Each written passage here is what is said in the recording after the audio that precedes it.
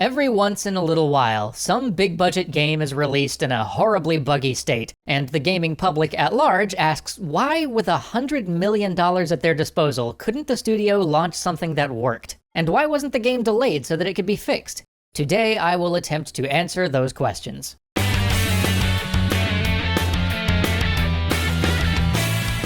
First, let me start off by saying that I am not defending the practice of launching buggy games. It's bad business, and it means that something got done wrong. But exactly where and when that something went wrong isn't always as obvious as it first appears. On a macro level, it often boils down to two fairly straightforward categories: scheduling issues and production issues. Let's start with the production side. Here, there are three possible causes for a bug-filled game getting released. 1, we can't fix it.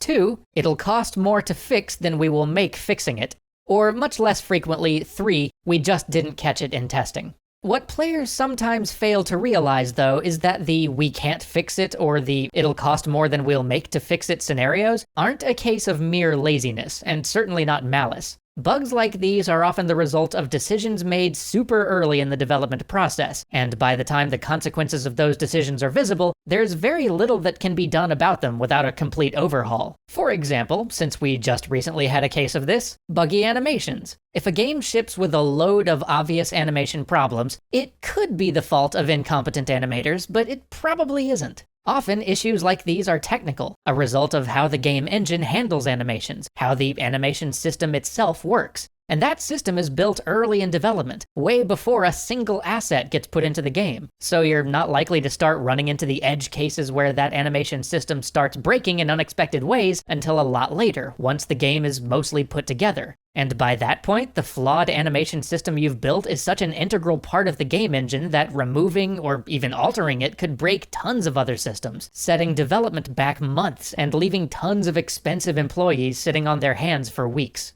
Now, truly great studios have all sorts of practices for testing these things early and lots of fail-safes to fall back on, but problems like these are really tricky, and even the best studios sometimes get thrown when they hit a really fundamental or sometimes undiagnosable bug in some core part of their engine 2/3 of the way through production. And there's another side to this problem. Sometimes these unforeseen bugs aren't even the studio's fault, at least not directly. See, many studios don't actually build a lot of their core engine anymore. Modern game engines are such a huge investment to build that it often makes much better business sense to license one of the many quality third-party options out there, like Unity or Unreal, and then flesh those out even further with middleware tools like Fmod or Havoc. It's often the best option, but it does mean relying on a series of third parties. Every developer I know has a story of that time where they were waiting on a crucial feature which the engine company promised but never delivered, or of having to integrate a patch from a middleware developer that suddenly broke everything.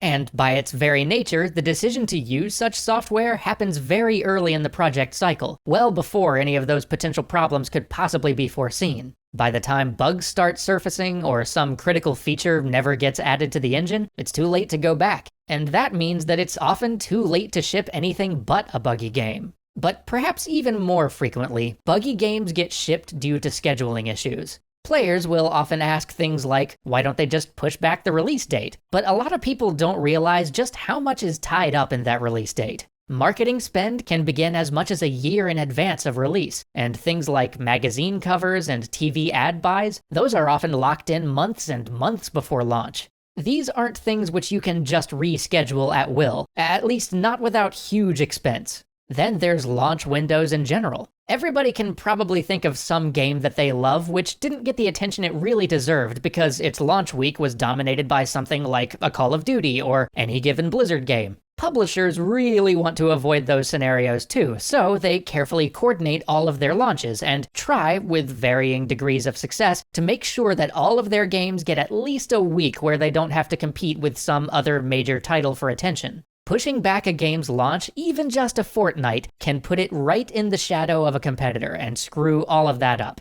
Then there's the need to move on to other projects. Major AAA developers, especially ones owned by a publisher, move, or at least are supposed to move, like clockwork. When a title is done, that team is rolled on to a new project, or sometimes they're temporarily brought in to help on other titles that the publisher studios are working on, while a portion of the team spins up the next project. This means that delaying a game isn't just delaying that game, it's also delaying that team's next game, or delaying projects that team was meant to help with after launching their own. And this can be an even greater issue when working with outsourced developers, because today you'll often find that some assets, levels, or parts of the game weren't built by the main studio, but by some outsourced team elsewhere in the world. And these external studios, they've got to move from one project to the next too. They've got their own production schedule to keep. If some unexpected bug bubbles to the surface in that outsourced content, many of these external studios are actually great about going above and beyond to try and help fix it, but if they've already moved on to another project by the time that bug is encountered, they may not be able to help.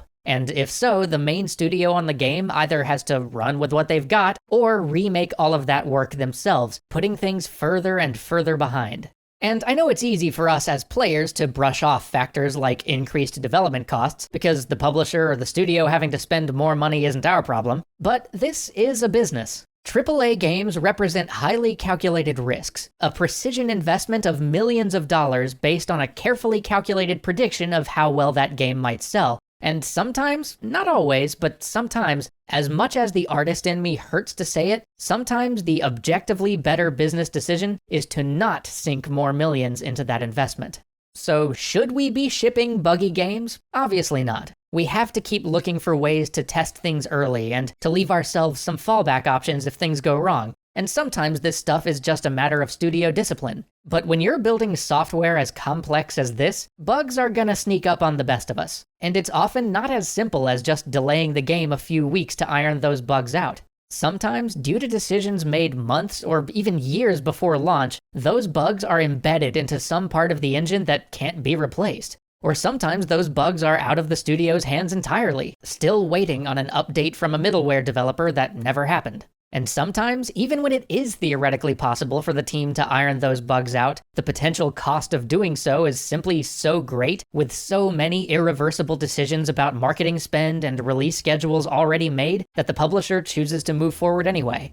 And I don't say any of this to excuse releasing broken, buggy titles, nor am I saying that it's wrong for you to be upset about being sold a broken, buggy title. I'm just saying to be aware that the bugs in that broken, buggy title, they might be more than a delay could ever fix. See you next week.